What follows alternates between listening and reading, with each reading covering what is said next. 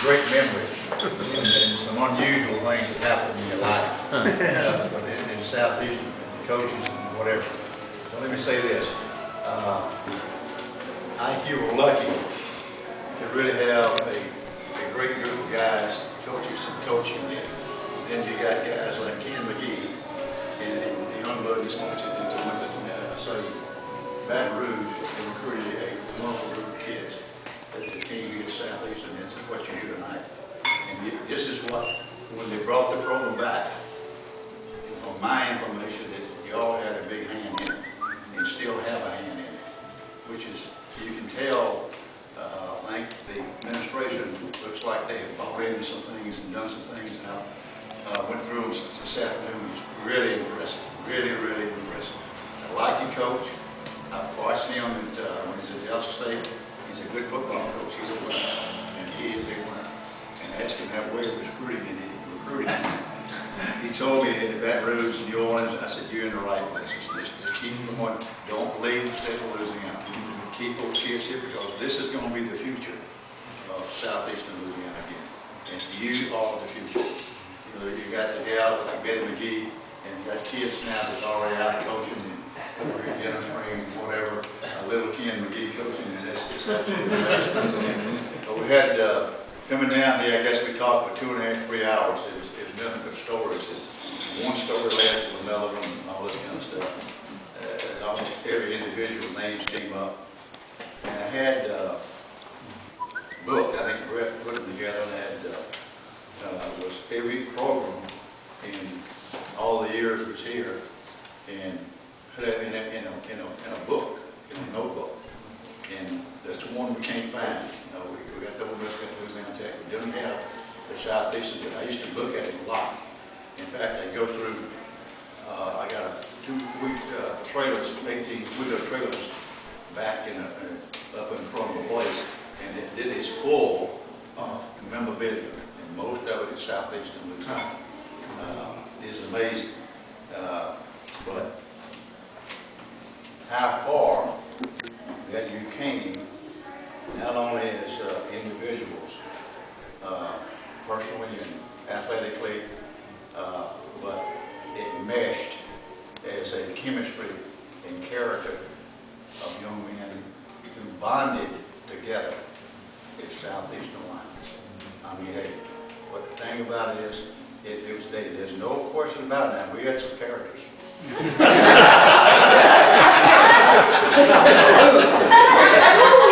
had some real gunslingers.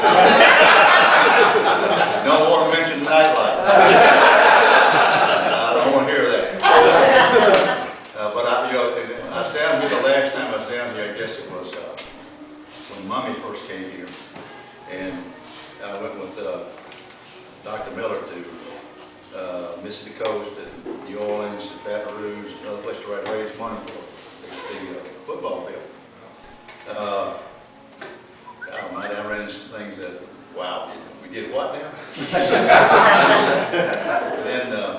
And they tell cricket stories, big bubble. I was telling this a while ago. We was over in Jacksonville, Alabama, and had that little outhouse press box that Bob was in, and he filled it up. He didn't have a window in front of anything. He had one of his passing out phases. He said, hey, I think something wrong with Bob. I said, what? He said, you think it's passed out? I said, no, you got to send Doc Goodwin up there. Well, anyway, that was one of the times that it was the first time we'd ever beaten Jacksonville over there. That's hard to do. That is hard to do. Hey, I just say, you know, we got to beat 2 out of 3 of the Alabama schools and 2 out of 3 over here to win the conference, because this was a tough, competitive conference. He was as good a football coach as in this conference. You end up watching where these guys went and left here. They spun off to other schools, Southeastern Conference. Where the little boy was at North Alabama at the team. Mickey Florida State. I didn't know. Then he went to the state for 25 years at Florida State. Watson Brown. Johnny Pale. That's the first time I ever saw trips. Yeah. We played in Jacksonville over here. That's right. And I'm in the press box, and Coach Dale came on. He said, I was trying to figure out, Nico, we had Mike Klein, and we were short on defensive backs, and I only had one guy that could really adjust, Mike Klein. They were running motion and stuff too, and the other thing was I could only do one player, and they run most cross motion. They like to kill him, run him to death back across the field. And I figured out, if he was on this side, this one guy was doing it, get on the other side of the field because he's coming. Real smart.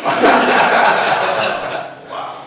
But anyway, you learn a lot. And I think, I know Troy did that to us one time too, but it was some unusual things. But I know that I was telling the story a while ago that you've heard it. That Bob was out there working with his offensive line. He worked in a certain place on the offensive field.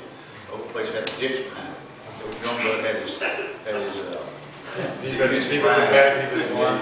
They wanted to come down there and have a pass rush drill. Well, they had a pretty good drill. They got Bubba in the back.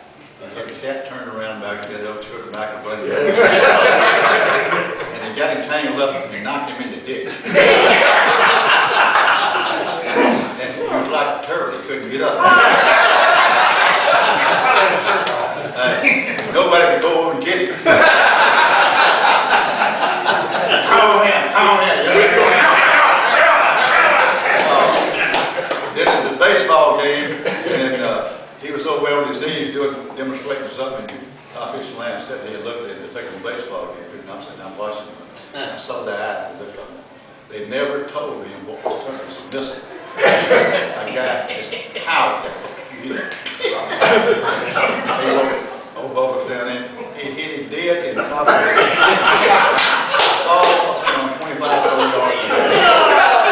You know the little house over there on the side that we had? There's a deal. Yeah. We had a player living over there. The offensive tackle. We got the kid's name. Anyway, the ball hit on the front porch. The other time we was over at East Tennessee, and we came out of the little dressing room and come on the field with the AstroTurf. Oh my God. And I'm standing out there. Bubba comes steaming out there, that door kicked it open, coming in, and offensive line was behind it. And he hit that sideline that looked like the sideline was that tall. He stumbled, his foot went in that turf. Down he rolled. He was like a big bear. Then he went. Lost his teeth. Yep. When he made yard sale. When he made that first roll, his teeth came out. His head came off. And the back of the game plan was on his back.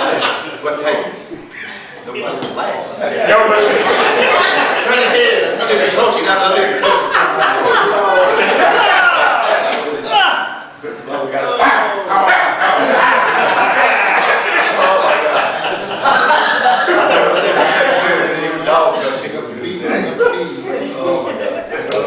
A week after they got hit with the baseball, they were practicing the sound of the ball hit with right? King Jackson yelled, "Ball!"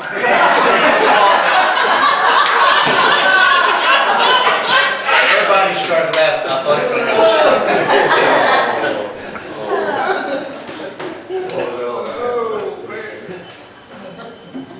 You tell a story about Randy Brewer when he was playing. Oh, Is it far enough? I guess the limitations is up now. Yeah.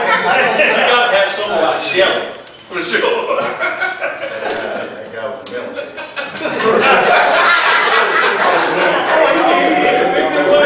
This is pretty good. We told this one today on the way down. That's pretty good. Remy Broder was a guy that played at LSU. He's from Covington, Louisiana. He was a legitimate Pro Scout. He had a car. He's a car carrying Pro Scout. He had two Super Bowl rings. I don't know. We playing UT Martin. Well, we heard they're gonna have a Friday night scrimmage. We need to go see it. catch it out, but he can't. Then he come find out that, no, we didn't know yet. He kept coming to me about, hey, I've been hearing in the staff meetings that we need some more information on UT Martin. I said, all we can get. He said, I'll go there. I said, you can't go. I said, it's illegal. You can't do that. No, I'm a broke scout. I'm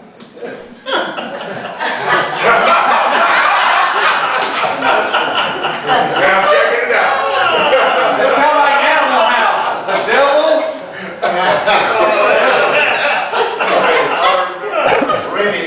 Remy goes. I mean, he gets a rental car in Memphis. He drives to Jackson, Tennessee. He gets there, and they play and move the scrimmage to a night before. And all this preparation stuff. And I hadn't told the coaches. They don't even know this. And he goes in there and starts talking to the staff. He got his card, whatever they do. They gave him the film. He sent that to the coaches and they broke the film down. They brought it back. And then we knew what they were doing.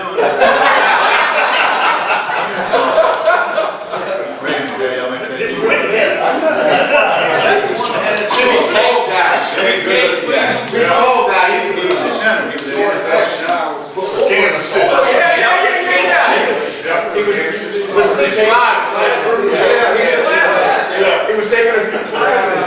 Yeah. Because I was standing behind him when we were registering for school. And the guy was like 7 feet tall. So I was like, what is this? They still never graduated though. Raymond, yeah. That's the guy that used to take chopper out there. You're correct.